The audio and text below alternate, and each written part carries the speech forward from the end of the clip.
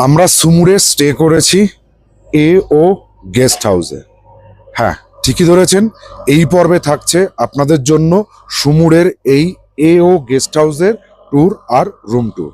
So hello জনগণ, কেমন আছেন আপনারা? আমি আপনাদের হোস্ট অর্পণ, আর ক্যামেরায় আপনাদের দোস্ত বরুণ ট্রাভেলার্স ডায়েরির আরও একটা নতুন ভিডিওয়ে স্বাগত জানাই।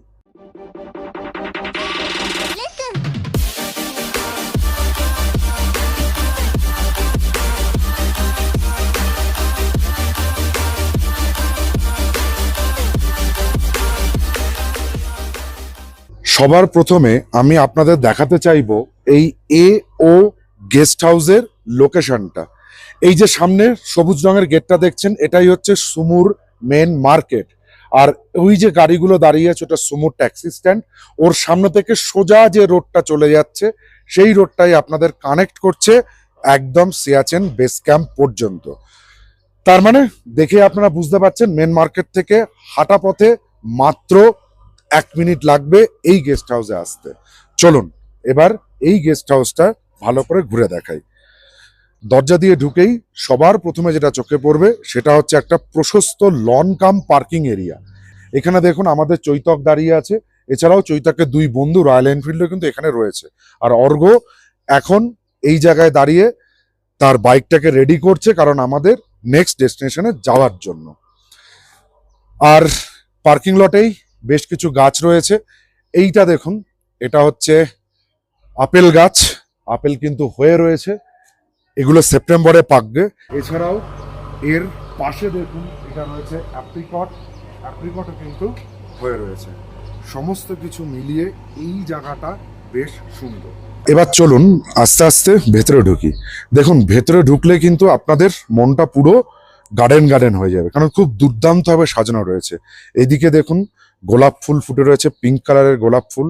ঝাউ গাছ রয়েছে, এখানে সূর্যমুখী ফুল গাছ রয়েছে। এছাড়া এই সামনেও দেখুন লাল গোলাপ ফুল রয়েছে।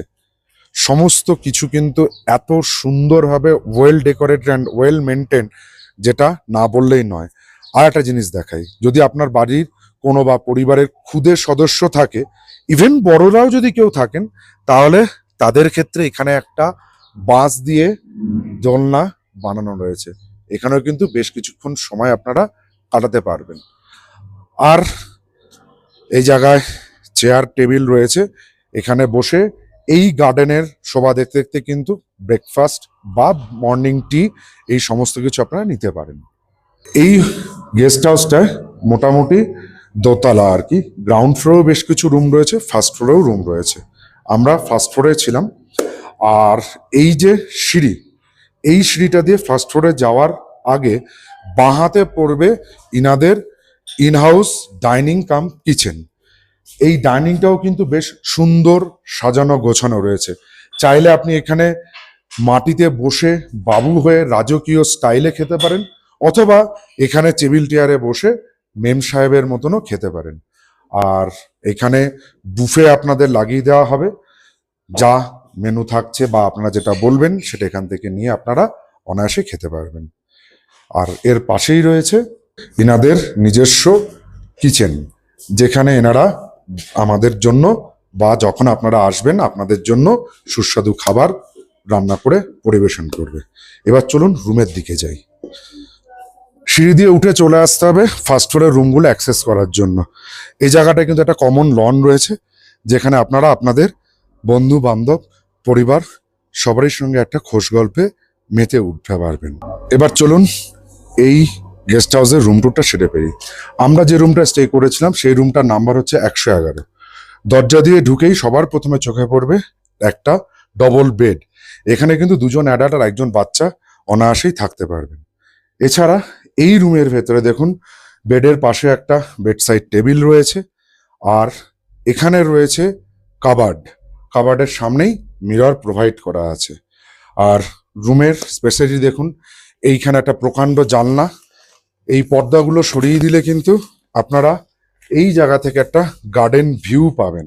আর সামনেই দেখুন অ্যাপ্রিকট হয়ে রয়েছে, আপেল হয়ে রয়েছে, এগুলো দেখতে কিন্তু বেশ ভালো লাগবে। আর ঘরে কিন্তু প্রচুর প্লাগ অ্যান্ড সকেট রয়েছে।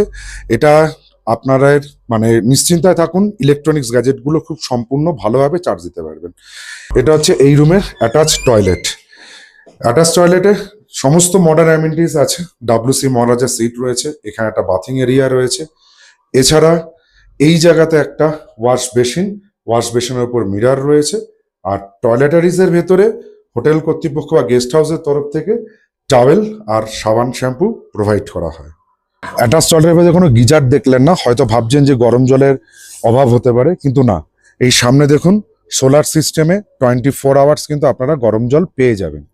আর লাদাখ যেহেতু একটা রিমোট অঞ্চল, এখানে মোবাইল নেটওয়ার্কের কানেকশন খুবই উইক, সেক্ষেত্রেও চিন্তা করতে হবে না, কারণ এই গেস্ট হাউসের নিজস্ব হাই স্পিড ওয়াইফাই ওখানে বসানো রয়েছে, যেটা দিয়ে আপনারা কিন্তু আপনাদের প্রয়োজনীয় কাজগুলো সেরে ফেলতে পারবেন।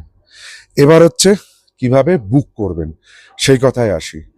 বুক করার জন্য আমি এই AO গেস্ট হাউসের ফোন নাম্বারটা আপনাদের জন্য স্ক্রিনে এবং ডেসক্রিপশন বক্সে দিয়ে রাখবো, যাতে আপনারা যখন সুমুরে আসবেন তখন আপনাদের কোনো অসুবিধা না হয়। এইবার বলি এই রুমে বা এই গেস্ট হাউসের টেরিফ কি আছে।